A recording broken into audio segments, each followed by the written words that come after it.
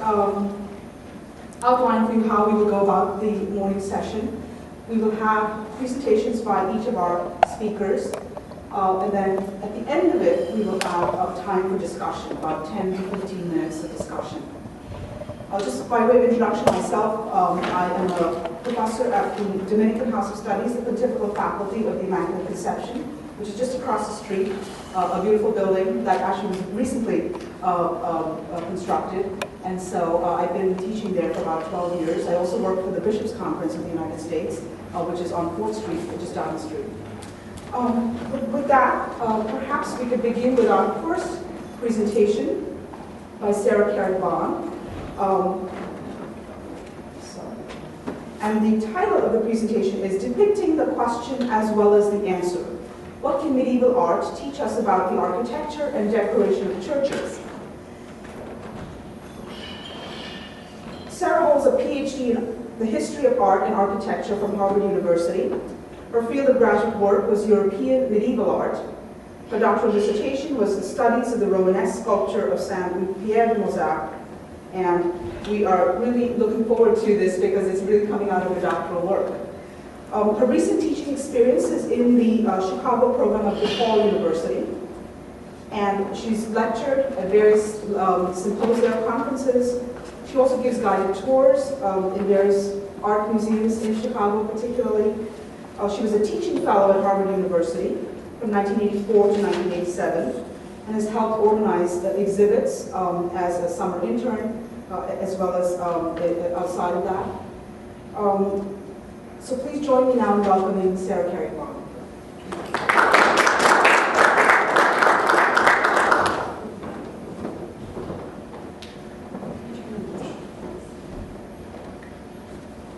I think you might have taken my paper. Oh, I'm sorry.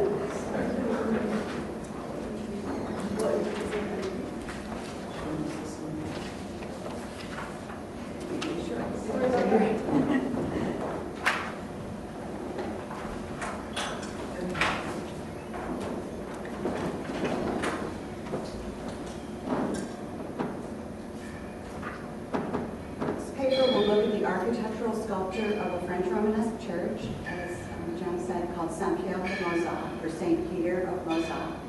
It's in the region of Auvergne in south-central France. The interior of the church is decorated with a large number of sculpted capitals, which are some of the finest and most beautiful in French Romanesque art. I will discuss what themes were chosen for the sculptures, where they were placed, and how the decoration relates to the overall meaning and symbolism of the church building. I will conclude with some reflections on what medieval art can teach us about church architecture and decoration. The province of Auvergne is located in the southern half of France in an area of volcanic mountain chains. The capital and most well-known city of the region is Clermont-Ferrand, probably better known to us as the home of Michelin tires. The province is also known for the healing waters of Vichy and other spas. So Clermont is down here, Vichy is up there. In the Middle Ages, the Diocese of Clermont corresponded roughly to the modern province of Auvergne. Ancient diocese and the provinces. Though somewhat remote, this diocese was quite significant historically. It was at Clermont-Ferrand in the year 1095 that Pope Urban II launched the First Crusade to the Holy Land. Two sites still famous today were important stops on the pilgrimage routes to Santiago de Compostela in northern Spain, the most important medieval pilgrimage site apart from Jerusalem and Rome. These two sites are Le Puy in the southeast and Conques just over the border to the southwest. Auvergne, like many of the provinces of France, is also known for its Romanesque churches. These churches are remarkable for their consistency of style, distinctive stonework, and fascinating sculpture. Henry Hobson Richardson was inspired by the stonework of Auvergne in designing the Romanesque Revival Trinity Church in Boston. This is Saint-Nathaire in Auvergne, and this is Trinity Church in Boston. The Romanesque sculpture of the region is notable not only for its high quality and consistent themes, but especially for its depiction of subjects from pagan antiquity. The Church of Saint-Pierre of Mozat is the best and most representative example of the Romanesque sculpture of Auvergne. It is located north of Clermont-Ferrand, just outside the town of Riom. In 1095, the same year that Pope Urban II began preaching about a crusade to the Holy Land, the Abbey of Mozat was made a dependency of the great Benedictine monastery of Cluny in Burgundy. It was in the next decades, during the first quarter of the 12th century, that the Romanesque church was built. It was built on the site of two preceding churches, a Carolingian church in the 9th century and a Merovingian church in the 7th century. This is the plan. So the thing that's remaining from the Carolingian is this entrance tower. One can still see today the Carolingian entrance tower incorporated into the Romanesque building. Approaching from the north, one notices immediately that the church has been damaged. A massive earthquake in the 15th century destroyed the entire east end of the church, as well as the upper parts of the nave. The choir was rebuilt in the 15th century.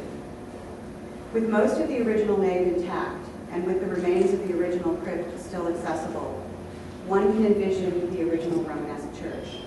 It probably looked very much like the Romanesque churches in nearby Clermont and Bourseval.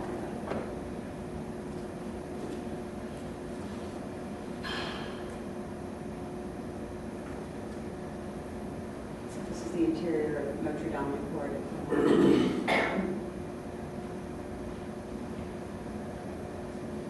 The main entrance to Mozat is through the north porch. While there is very little exterior decoration, there's a significant Latin inscription dating from the 12th century on the outer arch of the doorway.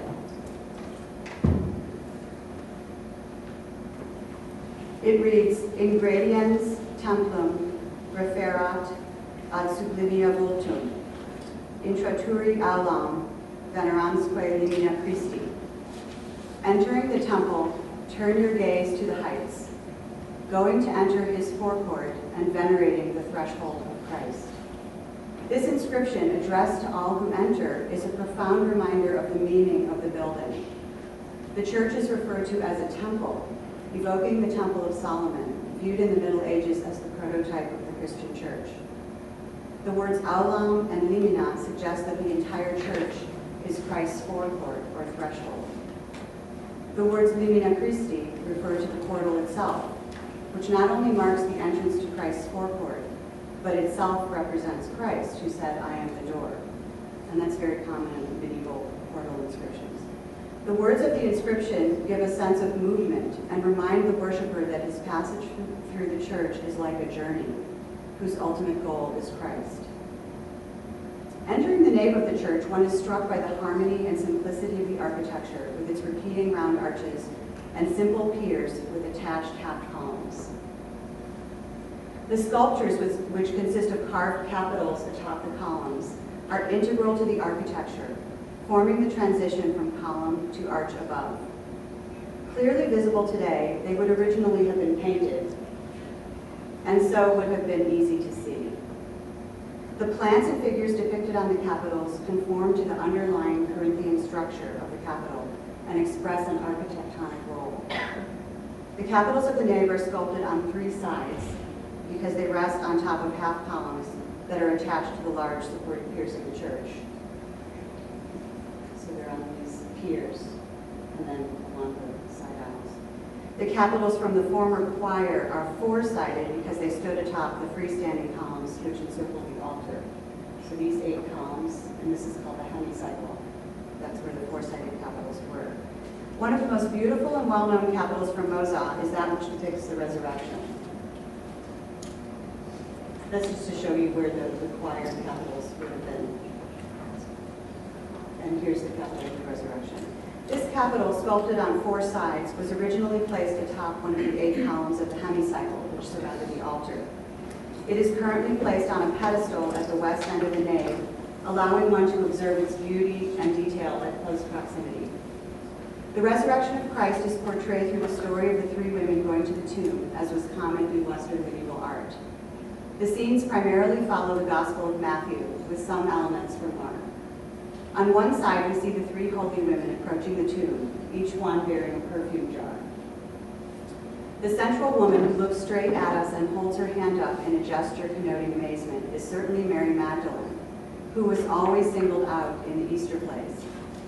In those plays, as on the Capitol, she directly addresses the congregation, saying, "We came mourning to the tomb of the Lord. We have seen an angel of God sitting and saying that he was risen from death." The second face of the Capitol shows the angel seated on the edge of the sarcophagus, his feet resting on the lid. He gestures with one hand in greeting toward the women, while with the other he points to the tomb behind him. The angel also looks out towards the beholder as if to tell us the good news, again mirroring the role of the angel in contemporary Easter plays. On the third face of the Capitol, we see the sepulchre, depicted as a cross between the Holy Sepulchre in Jerusalem and a contemporary Romanesque church, suggesting both a tomb and a sanctuary. Adjacent to the tomb and on the fourth side of the Capitol are the stricken guards, much taller than the holy women, but rendered powerless by the cataclysmic event. The meaning of the resurrection Capitol coincides with its original location in the sanctuary.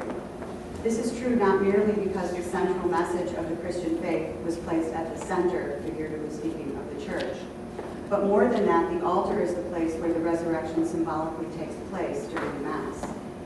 In the Middle Ages, the sacrifice of the Mass was understood as a reenactment of the passion and death of Christ, and Holy Communion as a reenactment of the resurrection. The approach of believers to the altar was understood as signifying the approach to the tomb. This Eucharistic meaning is implicit in the sculpture because of its location. Moreover, the sculpture addresses the beholder through the gazes and gestures of the figures, much as the players in the contemporary Easter plays address the assembly, drawing them into the narrative, suggesting that the resurrection is an ongoing and present event. Its dramatic character corresponds to the dramatic character of the liturgy, in which each time the believer experiences the event anew. Like the resurrection Capitol, the other capitals from the sanctuary focus on Christ, but in a less direct manner. One shows the four evangelists, depicted unusually as four angels holding scrolls, inscribed with texts from each of the four Gospels. The angel evangelists are placed at the four corners of the Capitol, displaying their scrolls to the viewer like banners. Like the angel on the resurrection Capitol, they are presenting us with the good news. The theme of the four evangelists was very common in medieval art. Whether depicted on a manuscript page or in the pendentives of the vault of the church, they always accompanied and supported the figure of Christ. Thus, their placement in the sanctuary at Mozac suggests the presence of Christ, both in the Eucharist and probably in a painted image in the choir vault above, as was true at Cluny and many other churches. Another Capitol shows an unusual scene from the book of Revelation, the four angels holding back the earth's four winds in preparation for the sealing of the elect and the adoration of the Lamb, from Revelation chapter 7. This Capitol was only found in 1983 in the wall of the rebuilt choir of the church when the choir stalls were removed for restoration. The four wind angels stand at the four corners of the Capitol, three of them holding the horns that represent the blowing wind. Each angel grasps the mouth of a crouching man, an unusual way of showing them stopping the winds from blowing. Like the angel evangelist Capitol, this scene normally accompanies a scene of Christ in majesty, either as the Lamb in glory or the resurrected Christ. Like the evangelists, the four winds are one of the quaternities, or groups of four that accompany the divine. And we heard yesterday a lot about the numbers 3 and 4, so 4 represents the world or the earth. Thus, both of these sculptures imply the presence of Christ without showing him. The last two capitals which remain from the original sanctuary are at first glance completely different in subject. They each show four figures, usually referred to as Atlantes, male load-bearing figures, here grasping vines or fruit which dangle from the vines. The men are nude, and the vines grow from between their legs, covering their bodies like loincloths. These sculptures, in a startling way, bring themes from pagan antiquity into the sanctuary with the Christological subjects. But while it has no basis in Scripture, this type of figure is commonly shown supporting the heavens in medieval depictions of Christ. In particular, Atlantes are supporting figures in architectural settings, mediating between elements of the architecture and also between the human and the divine. Thus, they too suggest the presence of Christ in the sanctuary. While the Atlantes at first seem out of place near the altar with its focus on Christ, they are closely linked to the sculptures in the nave of the church, which are almost exclusively derived from pagan antiquity. There are 43 engaged capitals in the nave. And again, these would be the capitals that are on these piers and along the walls. Of these, 16 are purely foliate, and 27 have figures or heads, often within a foliate setting. The subjects depicted include men astride vines, genuflecting men grasping vines, masks in foliage, dragons, centaurs, birds with foliate tails, winged victories bearing shields,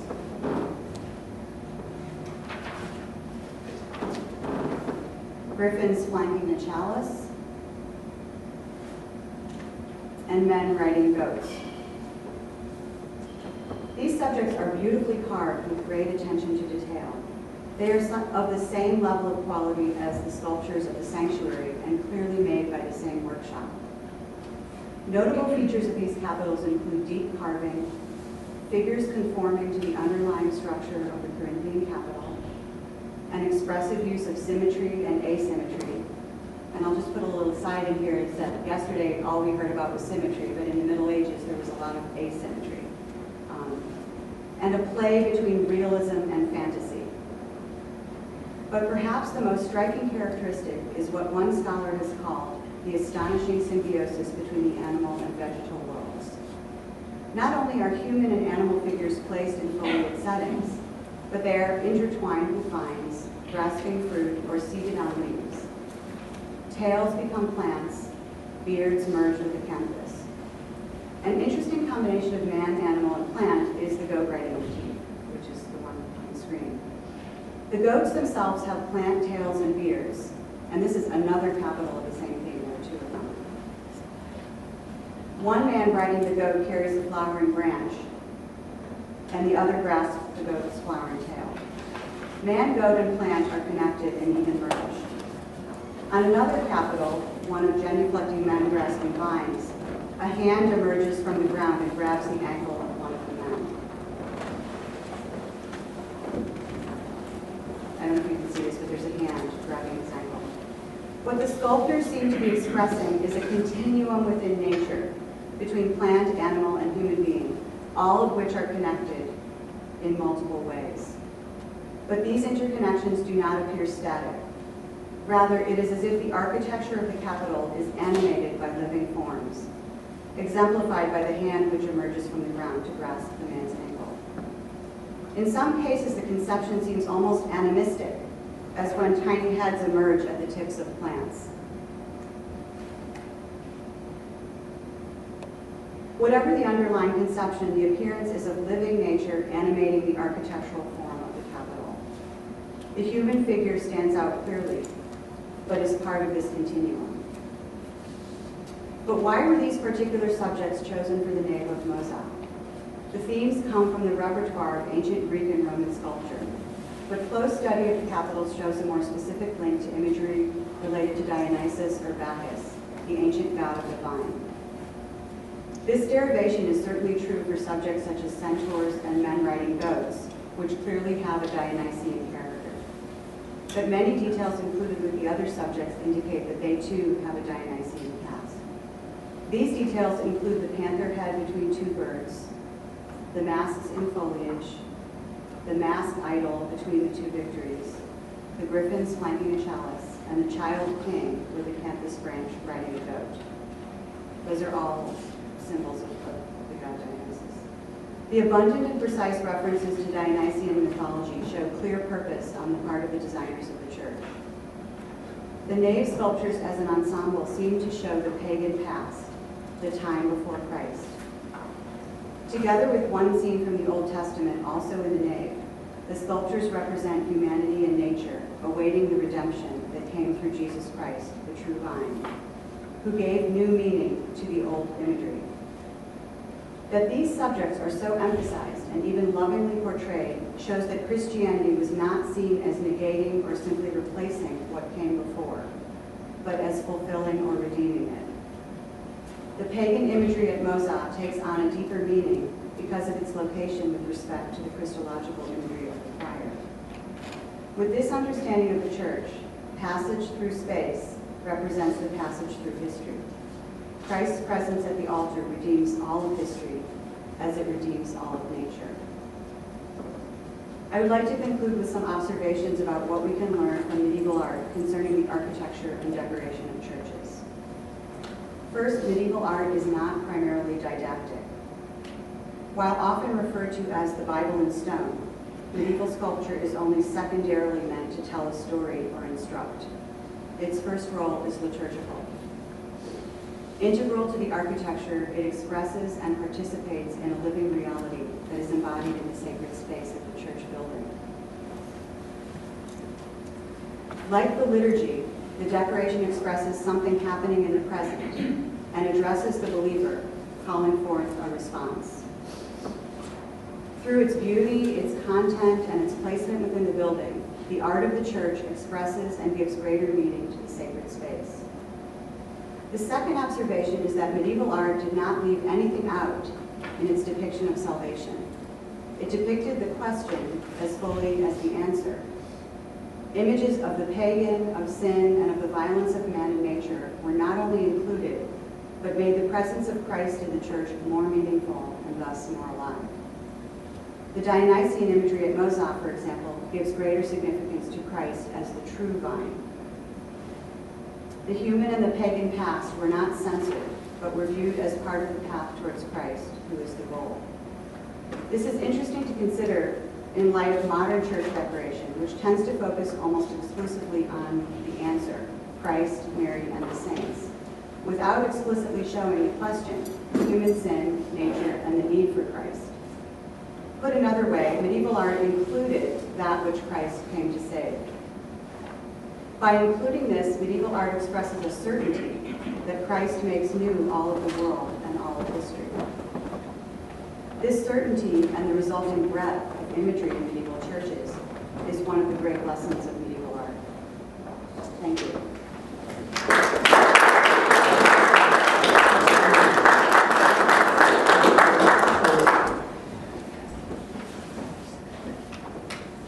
Thank you very much for that very interesting presentation. And again, hold your questions because we will have some time for questions afterwards. For those of you who have joined us after we began the first presentation, just so you know, we're going to spend about 20 minutes with each presentation, followed by time of general discussion on all the three presentations.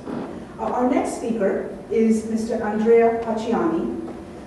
He is Andrea is an architect practicing in Parma, Italy. The focus of his work for nearly 15 years has been traditional and classical architecture. Mr. Pacciani holds a degree in architecture from the Politecnico of Milan, professional qualification of architecture, and an improvement in architectural restoration. He also holds a ministerial qualification of teaching in drawing and the history of art.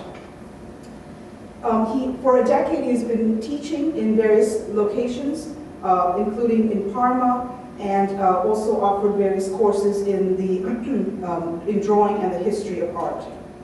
He's participated in several competitions, international competitions, and received awards, including the Mario Zaffordini Award and the Palladio Award.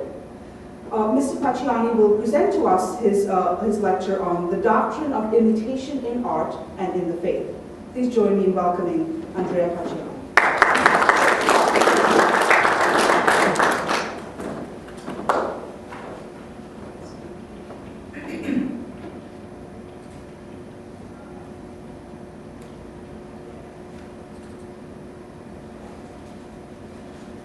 First of all, I thank you for choosing our because presentation and not the other ones.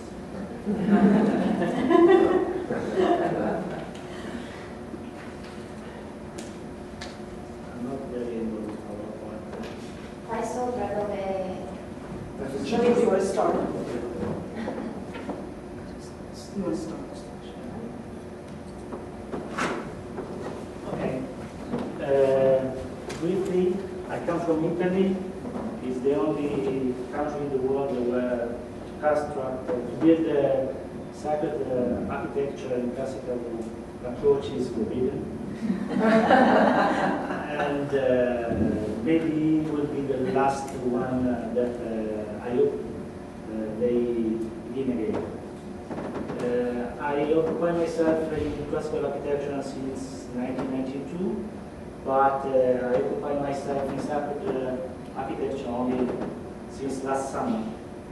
Last year, in Italian print, many articles were written about the ugly modernist last churches, and a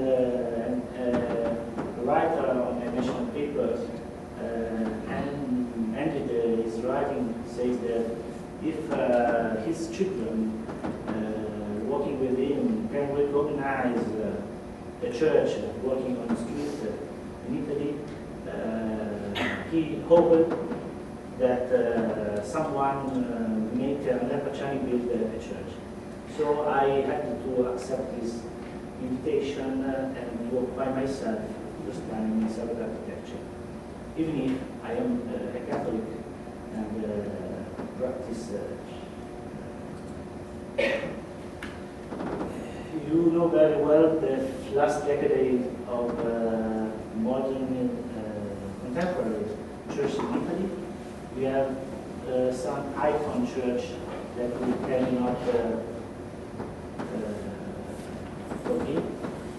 The one is the Jubilee Church of Uccelmaier, that nobody knows the real name, but everybody calls it the Church of Maya. Not the saint, I don't know really the one of the saint who's the saint. This is 2000. 2010, we have this other icon church that is in Foligno, it's near Perugia, in Umbria. It's a wonderful place. And this is the last church of the Archistar system in Italy, Fuxas. And also this church, nobody knows whose name, but everybody calls it the Church of Fuxas. Third one is San Pio Church, but everybody calls it the Church of Renzo Piano. This is the crypt of the church, and this is the crypt. This is the crypt of the Church of Renzo Piano. This is the crypt of St. Francis in Assisi. Maybe St. Pio was a brother of St. Francis. Stayed there many times, many hours to pray. They believe that I don't. And here is the picture of St. Pio. I believe that doesn't match so much. After this brief presentation of contemporary church, I started to occupy myself really well the writing of the Address in Sistine Chapel of Pope Benedict XVI. And I believe that most important pieces of this address was the reference of the words of Hans Urs von Balthasar. It was a Swiss theologist. And maybe for Benedict wasn't able to say in his word use the words of this man. And this man say that the beauty, the Via Pulchritudinis that we heard yesterday from also the keynote, he finished, explained the beauty for the church, that it is a beauty that is no longer loved or fostered even by the religion. And this is the starting point of my research. to search the beauty of ever that religion is losing. My theory is that there is a real parallel system between the doctrine of imitation in the art and in architecture and the doctrine of imitation in Catholic religion. The doctrine imitation in faith, in Catholic faith, is resumed here in 3 passages. It is in memory of me. Whoever follows me will not walk in darkness. Take up your cross and follow me. And these passages of the Catholic Church was teaching for centuries from this book, that is The Imitation of Christ, Imitazione Christi, that was written by Thomas Kempis in 15th centuries. And it is the second most printed book after the Bible, but nobody knows it. I don't know how many copies sell today, nowadays, editions. Now I have to let it be more clear for you this my theory of this parallel between the imitation doctrine in faith and in art. Knowledge in artistic and religious fields and the way these concepts and principles are passed or through teaching should parallel each other so that this field have complete truth and consistency. The last centuries has introduced, however, in both artistic and religious doctrines, a different way of transmitting knowledge in a different creative process. The modern tradition promotes the inner ascetic spiritual aspects of experience, rather than imitative, emulative, shared ones. In art, this highly personalized approach is balanced toward interpretation increasingly expressionist and self-referential, to which the religious discipline is no longer able to adapt as it was able at the outset of modernity. Faith cannot detach itself from tradition and dispense with the process of imitation, as has been done in modern art. Instead, in Catholic faith, proceeds on its path towards holiness through imitation of Jesus Christ's example, with the help of testimonies of sacred texts and the saints. The Catholic faith is the continuous search for the presence of God on earth and is carried along by the spirit of imitation in everyday real life. Imitation is understood as an emulative approach to the perfect model in an effort or attempt to achieve what is not attainable. The liturgy of Eucharist, which is materialization of God on earth, is a truth that can be conveyed only through the complete and material representation of God's perfection. The beauty of the Eucharistic ritual should be held in his finest architectural space, as Jesus chose the upper room for the sample. The physical church, therefore, rises to the role of monstrance at the scale of the city, recognizable, functional, and linked to its territory and its citizens. Through the generations, parishioners and non-parishioners alike will recognize the Church's holiness through the devotion and the affection that accrues through continuous certainty of faith. For art to be supportive of faith, it must use the same principle of cognitive imitation, and the models of imitation should be considered absolute. Classical and traditional art and architecture are the only forms suitable for the construction of religious building and their decoration, because they are made of comprehensible language and shared objective that mirror the message of truth which Church provides. Abstraction, evocation, interpretation, references, which are the cornerstones of modern art in general, do not belong in a church with mass accommodate the certainty, the truth, security of God's presence in the tabernacle. This is similar to the way the contents of the gospel should not be interpreted. Rather, they contain truth established by the history of the church.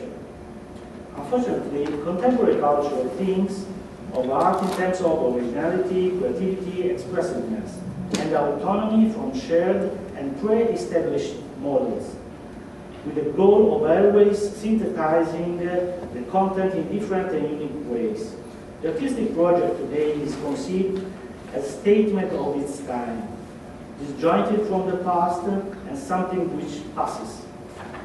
All other views that do not fit into this perspective, especially those which regard imitation, are viewed with distrust, hostility, and conformity.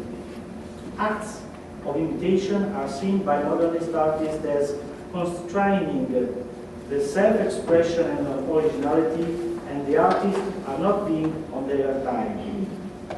In fact, art is always affected by the epoch in which it stands. It always reflects its time, is always expressive of the artist and historical condition in which he or she works with individual uniqueness. But this can and should happen with the creative process of imitation, and it does in classical and in traditional methods of artistic creation.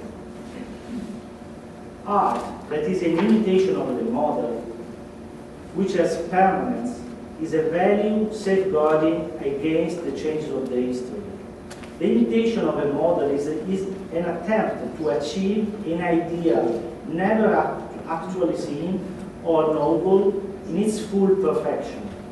The gap between what can be achieved in reality and the ideal of the model ensures the diversity and the unique individuality of actual interpretations. Every work of art is the individual attempt to capture in concrete form the elusive perfection of the ideal model. The artist recalls in his own personal way the indefinite materiality of the model. Adherence to these imitative processes in art while pursuing an ideal model are parallel to the pursuit, the holiness, in Catholic faith, both of which are accompanying the history of human civilization. Art and faith are both an imitation of things which precede them: nature, hue, design, history, style, idea for art and architecture in one hand, and Bible, gospel, acts, and the lives of saints on the other side. The creation of the artists are attached to something already given, something which precedes the artist's effort. Faith, as well, is not invented by its followers, but adheres to a religion that is already defined.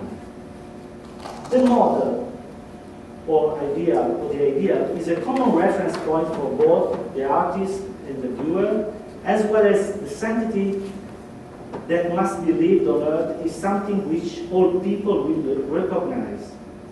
The mimetic theory does not limit the freedom of the artist, but grounds and directs him.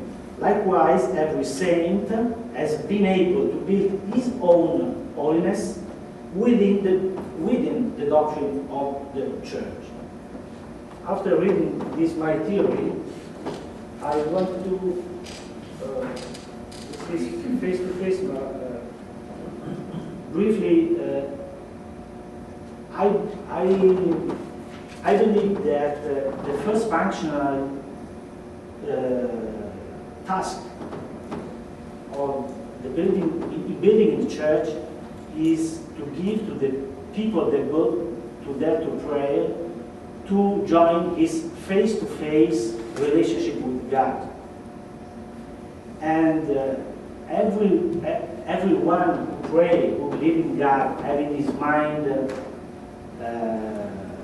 an icon to which to see with our poor eyes God. And this is the importance of the spiritual value of figuration. But this is not a new theory in mind of this problem, in this important spiritual value of figuration. But we can go back to Niccolò Cusano, Nicholas of Cusa, in the Docta Ignorantia, the learned ignorance. And since this time, it's the same time of the book of Canticles, Niccolò Cusano said, said in this book of the learned ignorance, this epistemology.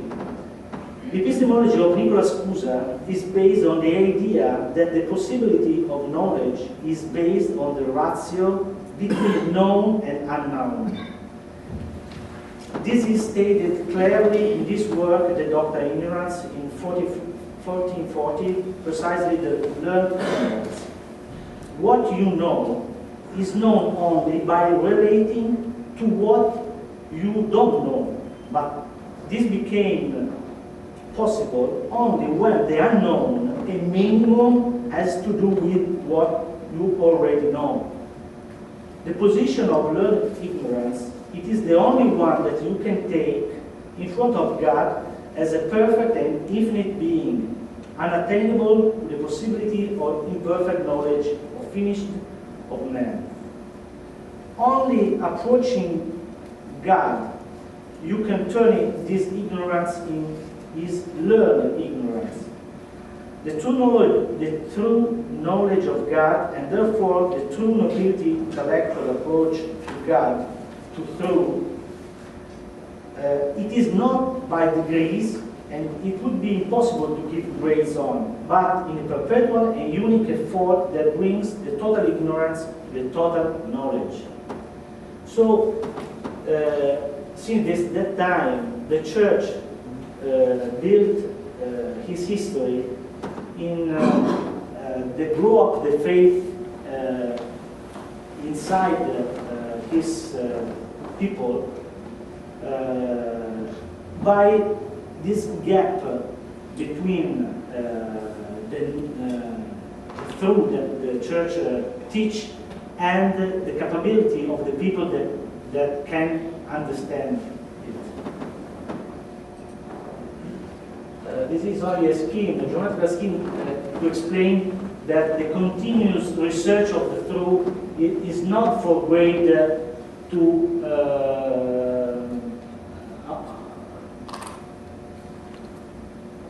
trying to arrive to the perfection of the knowledge, enlarging the research of the polygon. I don't know if I have 5 minutes.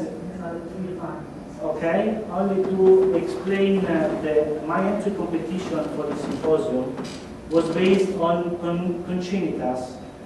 Congenitas is a word that was speaking about yesterday of Leon Battista Alberti, and he explained very well that what means the emulative approach in a definite context. This is my drawing for the competition, and this is the problem that, the first problem that I noted. This is the Pope, this is St. Peter's Square, and it looks like that he's waiting for the metro or the train. And this is the worldwide image that is transmitted by media. And I believe that this kind of temporary architecture is very strategical for the image of the church, but also for the nature of the message that he says. I believe that if we can work in few, now I speak like an architect and probably in my vision of architectural approach, and I say that nowadays in Italy mainly, where it's forbidden to build traditional Catholic church, I believe that it's more strategically important to be very small but strategic project in an important place to communicate the address of the Pope. And I'm suggesting to the Vatican to some of this problem to solve in traditional way, to give force to the address of Benedict XVI in the chapel.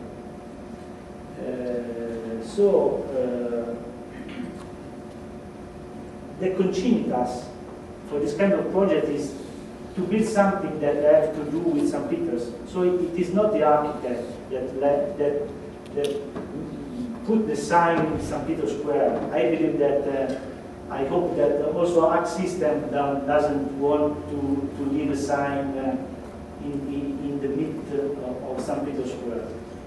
But if we need a baldacchino for external celebrations, we need something that was written was signed by St. Peter's Square and from the history of this church. So congenitas is to choose a language that match for proportion and composition with the history of the church and the history of this place, and not with the history of the architect or the contemporary fashion. In this case, it's very easy to choose something about. When we see this facade, we don't notice this baldacchino because it's a modern structure that now is a little bit different because they restored. They restored in another one very similar, but it is not picture, but the effect of nowadays modern baldacchino is the same. And we don't notice the baldacchino like we don't notice the wall screen, and because our eyes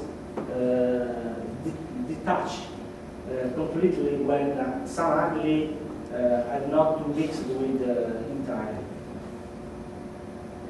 My design is only to do another temporary architecture, absolutely temporary, absolutely removable, but that can be seen together with the rest, with the other facade of modern. This is another point of view. This is also the natural baldacchino. And this is the simulation of the temporary St. Peter's architecture. This is the view at the exit of the church that you can see the Bernini through this portal. It reminds me something about Florence and Cyril. And this is the little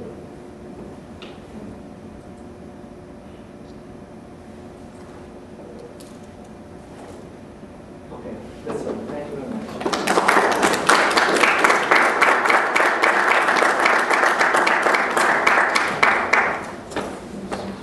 Thank you very much for that very interesting presentation. And we now move to our third presentation for this morning. And we have with us Ami Badami. Am I saying that right? Ami is an artist living in Pennsylvania. She's a graduate of the Angel Art Academy in Florence, Italy. She also holds a degree in chemical engineering from Villanova University. Ami's participated in numerous exhibitions and received awards, and the exhibitions here in Allentown, PA, in Florence, Italy, and Philadelphia. Her presentation is entitled The Need for Beauty and Christian Art. Please join me in welcoming Ami Badami.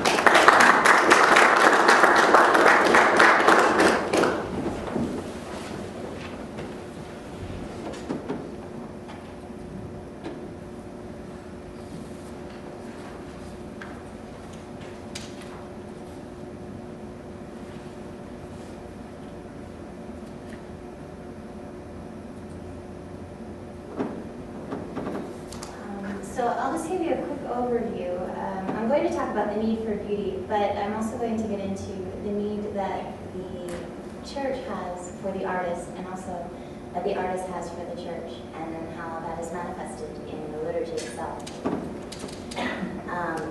My presentation obviously insinuates that there's some need for beauty because there's either a lack of it or there is a disfiguration of what true beauty is. Our world is suffering from the lack of true beauty. As a consumer society, the secular media often dictates what is attractive, appealing, exciting, and shocking. And the arts, instead of feeding our souls, are saturated with materialism, violence, and pornography. Beauty is truly before us in many different ways from God, but it's often disfigured by some modernist renditions of it. As architects and artists and art lovers, I think we have the responsibility to awaken our hearts and allow others to see what true beauty is. And as St. Francis was called, I believe that we're called to rebuild the church. We're in a type of culture war, and so I think that because there is somewhat of a battle going on, we need to admit that we're at war, identify the enemy, and also try to figure out what weapons can defeat him. So are we really at war? I don't know if some people want to admit it, but as the wealthiest nations' economics increase, so does the suicide rate. Mother Teresa has said that we suffer from a poverty of love, and when a mother can kill her child, what is left of a civilization to save? John Paul the Great also called our civilization a culture of death. Our relationships are breaking down as well, but let's identify the enemy, and actually the enemy are demons. Sin starts in the mind. It is a result of our thoughts being controlled by them. All of the problems in the world resulted because Eve allowed her thoughts and state of mind to be changed. She turned her thoughts to the tempter instead of God. St. Paul recognized this, and he proclaimed that the weeding of sin from the garden of the mind is to bring every thought into the captivity of Christ. Christ came to make all things new and beautiful. In Christ, love and order meet, a new order appears, and this is the order of love. Order is no longer loveless, and love is no longer orderless. Okay, so what's our weapon? In art and beauty, be effective.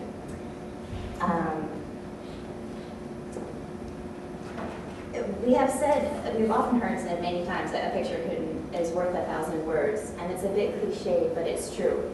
We communicate more through images than anything, and we do not need linguists or interpreters to decipher the meaning of words. Our stomachs are full, but what we are really hungry for is meaning, mystery, order, and light, which can be found in beauty and in art. I think to not admit this and just be apathetic, as G.K. Chesterton would say, there's a vital objection to the advice to merely grin and bear it, because if you merely bear it, you do not grin. So what is true beauty, and why do we need it? The dictionary definition of beauty is the quality or aggregate of qualities in a person or thing that gives very pleasure to the senses, or pleasurability, or pleasurably exalts the mind or spirit. So in the very definition of beauty, we have a calling to elevate by praise, to transcend and glorify. The English poet Cyprian Norwood called beauty a key to the mystery and a call to transcendence. It is food for the soul. It is not just ornamental.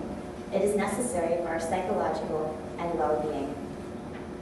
It's a little late, but Leonardo has said that the eye is the sensus communis, where the senses meet in one particular spot behind the eye, and he calls it the seat of the soul. True beauty turns us to holiness, and it turns us to God, because God is beauty. Christ is beauty incarnate. He is the light that illuminates our minds and warms our hearts. We only see clearly when we see with the eyes of Christ.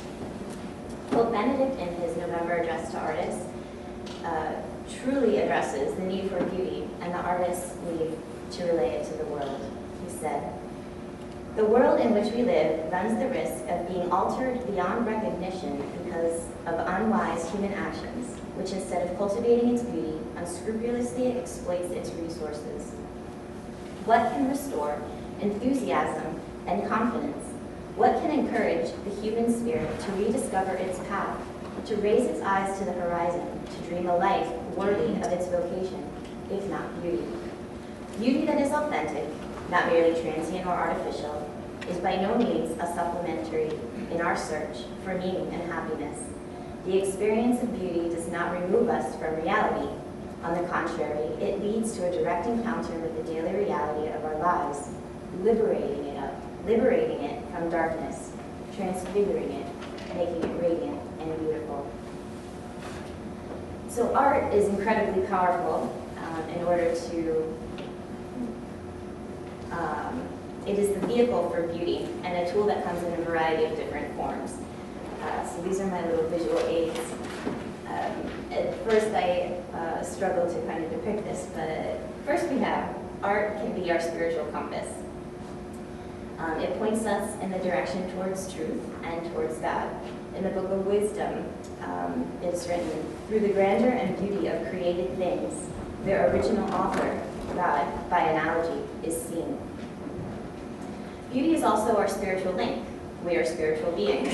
We have the inherent necessity to be linked to our Creator. Art can also be a teacher, a historian, and a storyteller. It tells us about the social, economic, and moral situations of the time.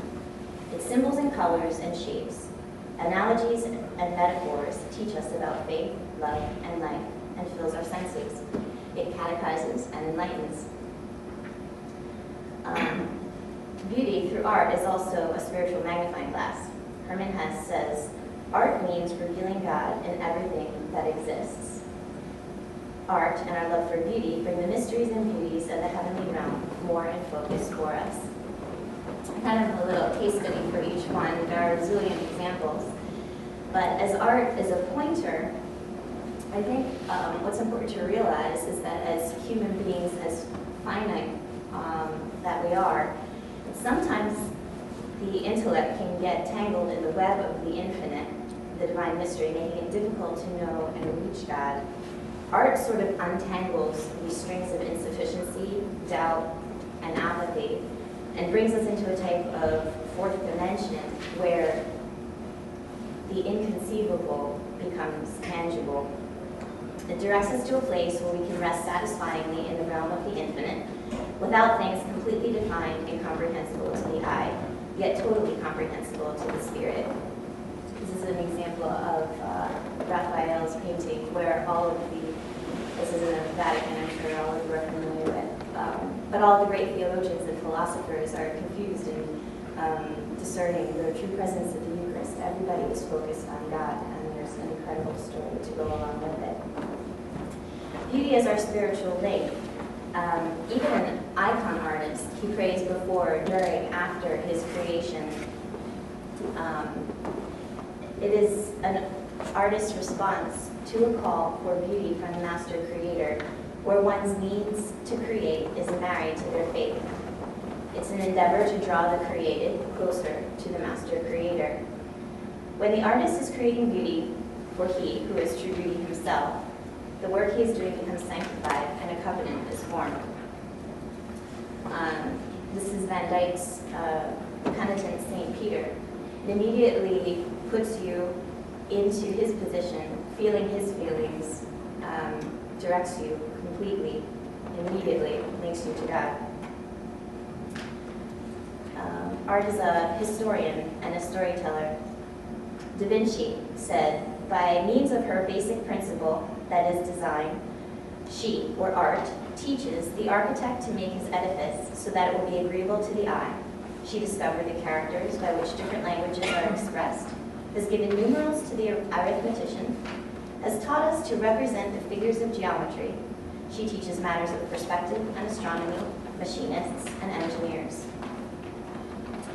I think what's important in art as well is the fact that it is a great storyteller.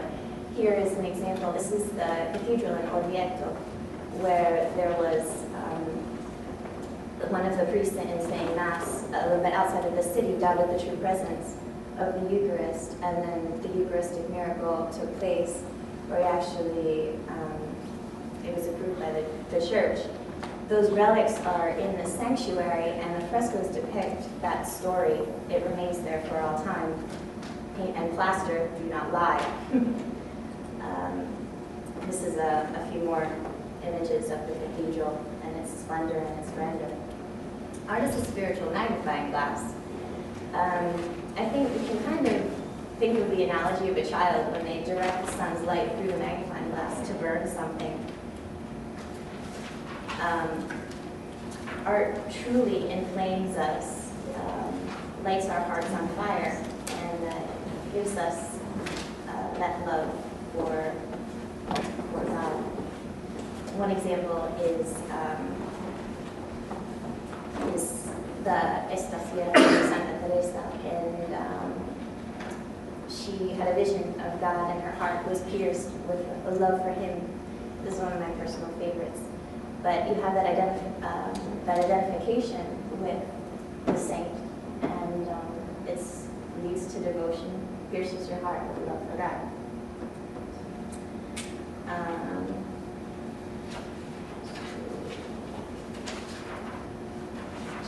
Missed the page of notes, so I'm going to have to read here.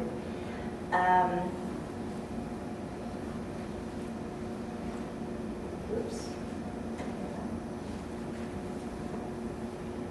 Okay.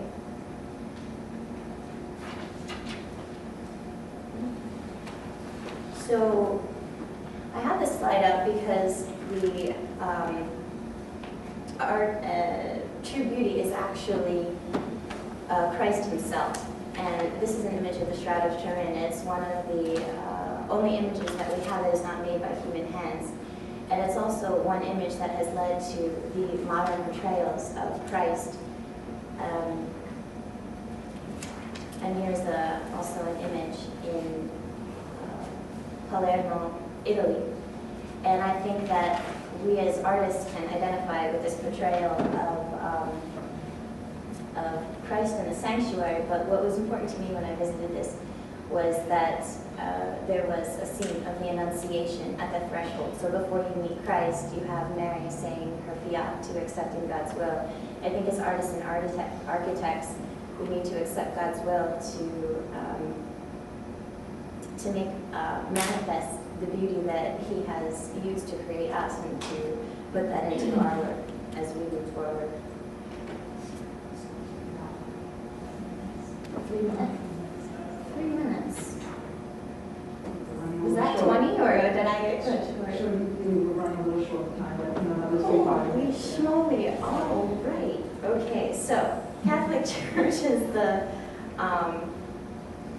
sponsor. That the Catholic Church is no longer the greatest sponsor of Christian art as it was before.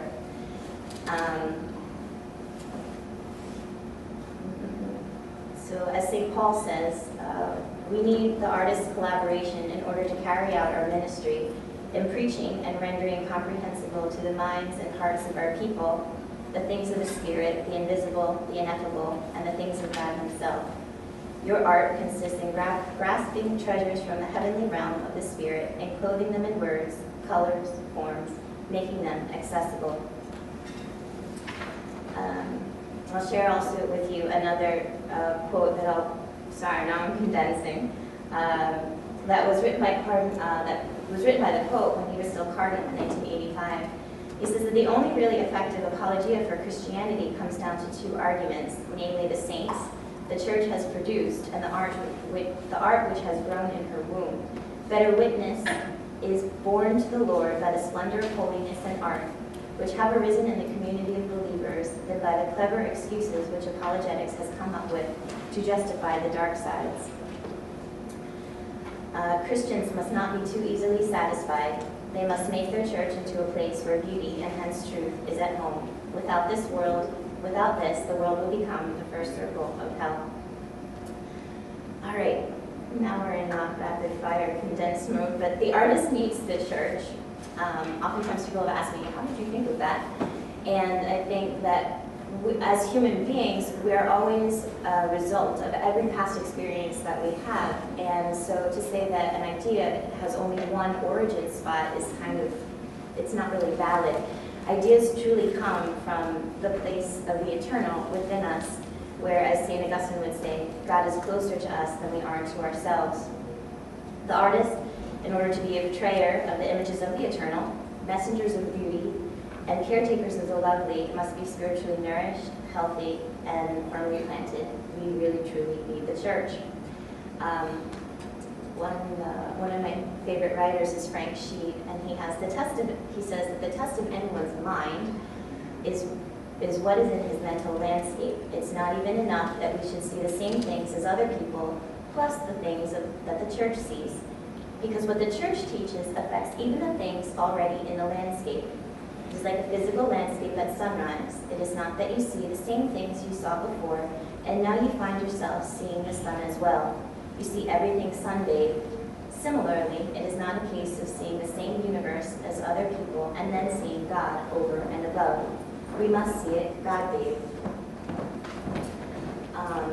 This is kind of similar how artists and architects compose. I had raised a question yesterday, but really there's a harmony to our work, and an analogy that I wanted to make is that even an artist begins with what is often called a caricatura, which is a field color. And I truly believe that as artists we need to work in the field color of Christ. The field color is what gives the art its impact, its overall feeling.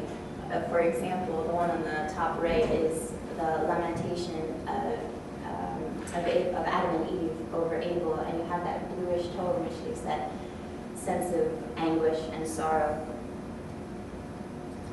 Artists also need to work within the framework of the church. Oftentimes artists will complete the work within the frame. It's just as important to the picture as it is to as the picture itself sometimes. I have this slide up because one of my favorite quotes also is from G.K. Chesterton. He says, "Catholic doctrine and discipline may be walls, but they are the walls of a playground. We might fancy some children playing on the flat grassy top of some tall island in the sea. So long as there is a wall around the cliff's edge, they could fling themselves into every frantic game and make the place the noisiest of nurseries. But then the walls were knocked down, leaving the naked perils of the precipice. They did not fall over, but when their friends returned to them, they were all huddled in terror in the center of the island, and their song had ceased."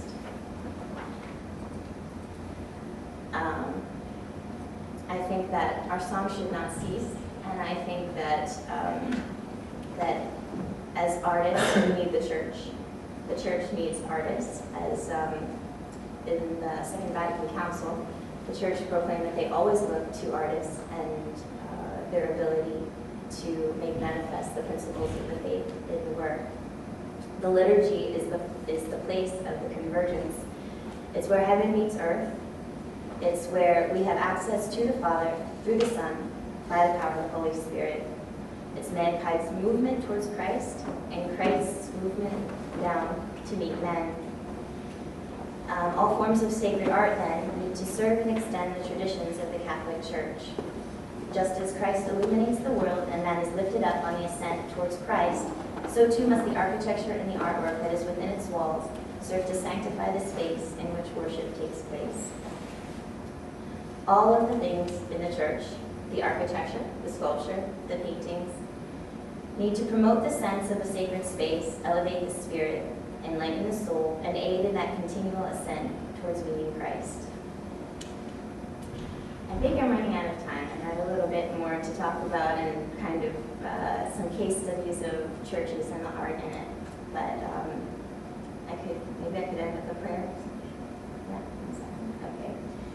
So may our work, O Lord, be sanctified in you, and may it be done according to your will, as we, the work of your created hands, continue to create new epiphanies of beauty.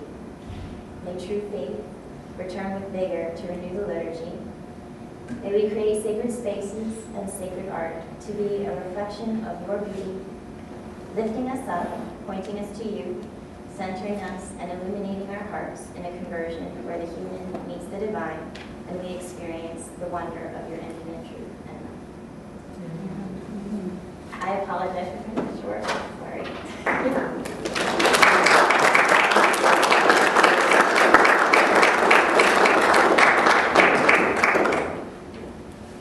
Well, thank you to our three presenters this morning who have really given us so much to think about and, of course, beautiful images to ponder and reflect on, to contemplate. The title of our session was The Image, Representation, and Sacred Art. And I think each one of our presenters have, from their own perspective, offered us very important insights. So I'd like to invite all three of you, please come up here for a moment, and we could have, if you'd like some water, grab a bottle there. And we could have a moment of discussion that could be directed to either of the presenters, any one of the presenters, but also in general, the general theme of the image, representation, and sacred art. And I guess that's my role now as moderator, is to help with this discussion. Yes. Gianni,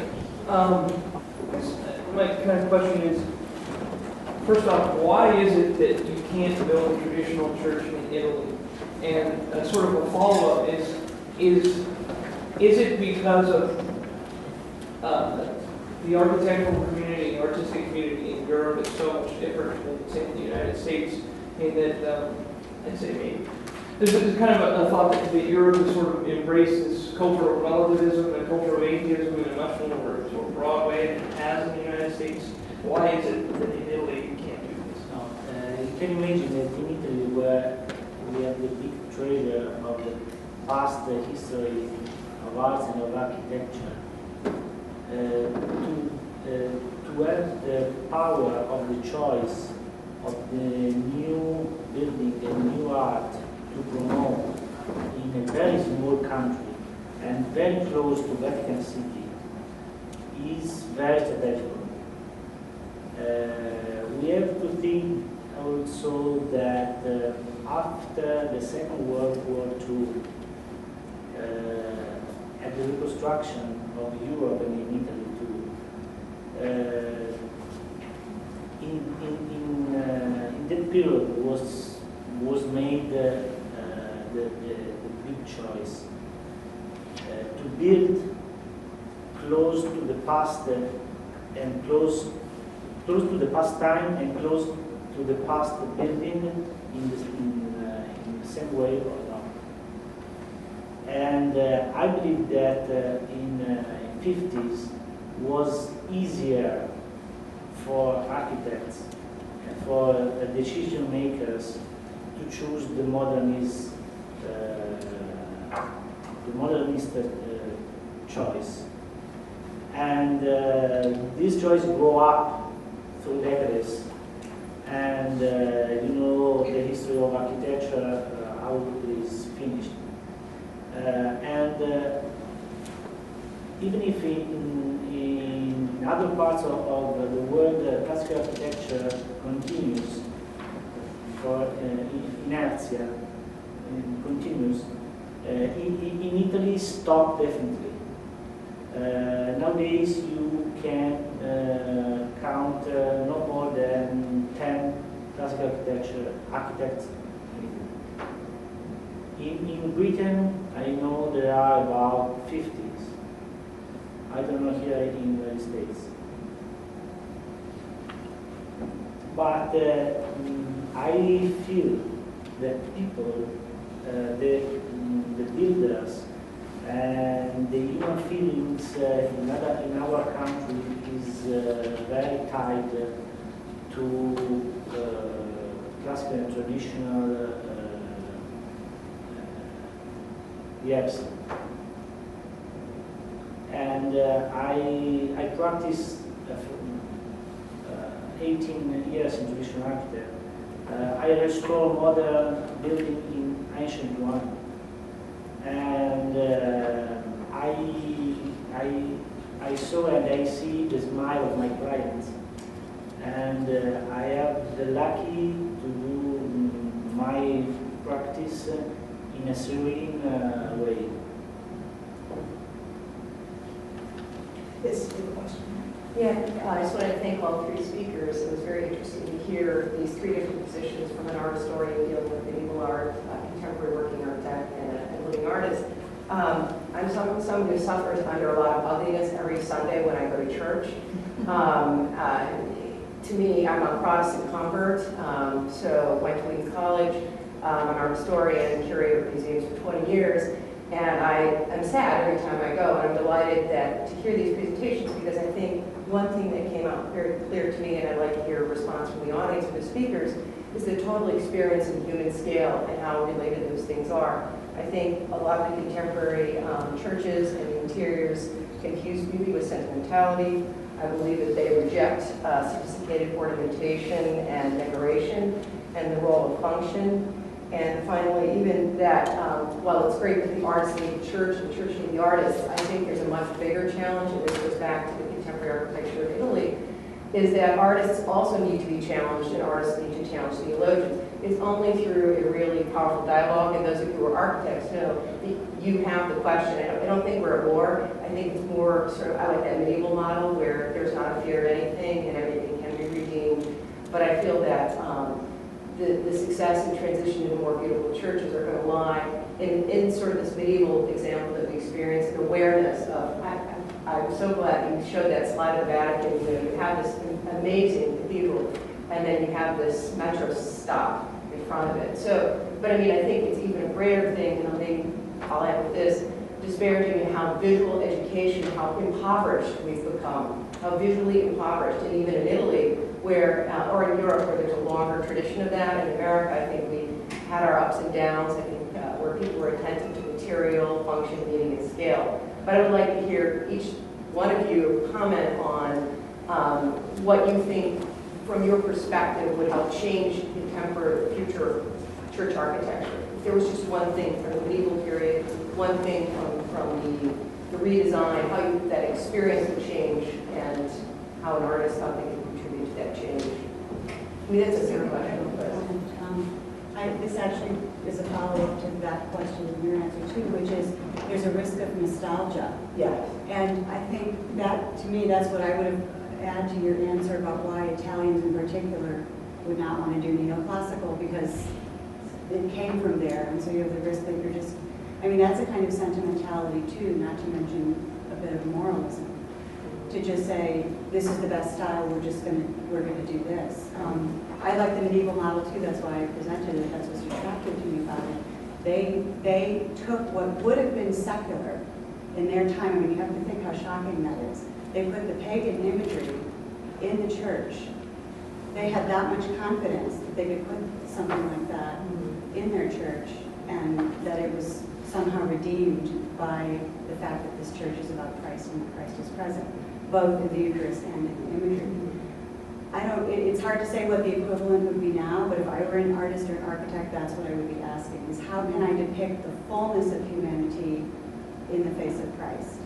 And not keep eliminating and saying, this is bad, this is ugly. I mean, some things are ugly and they can be eliminated, but, you know, I just went to see the Cathedral of Christ the Light in Oakland. I found that an absolutely beautiful, totally modernist church, but that also incorporated fully and understood the tradition.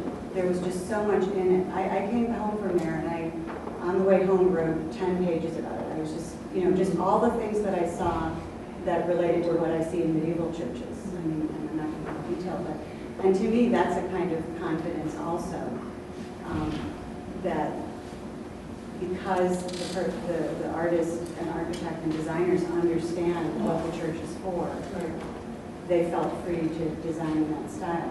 I mean, we do live in a certain age, and that doesn't mean we reject the past, of course, but I do think we can risk being nostalgic.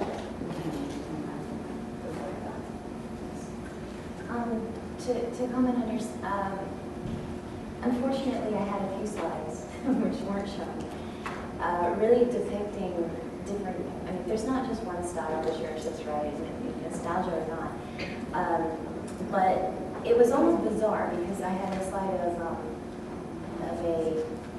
a St. Joseph, and the engineers had actually gone out of their way to remove kneelers in front of the statue. There were no candles. There was no sense of personal space.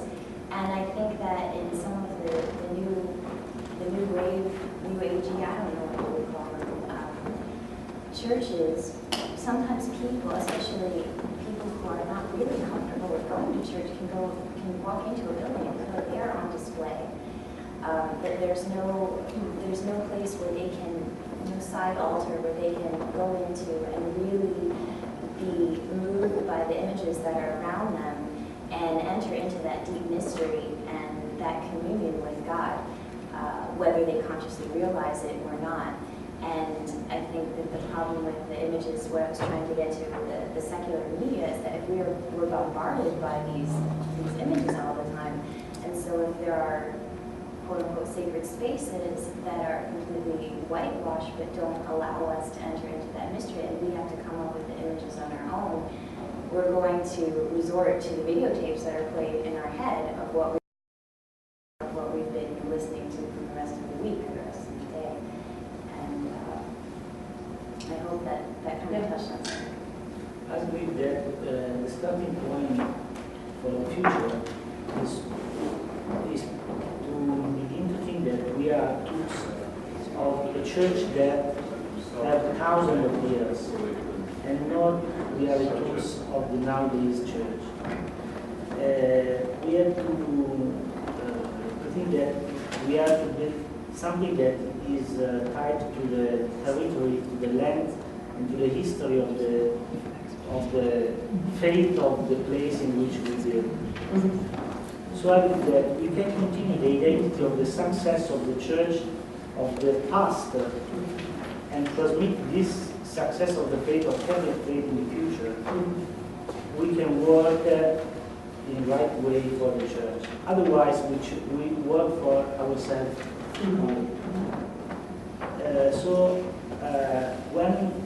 When someone has to design a church, have to design thinking to whom, to the people that go inside to pray every day.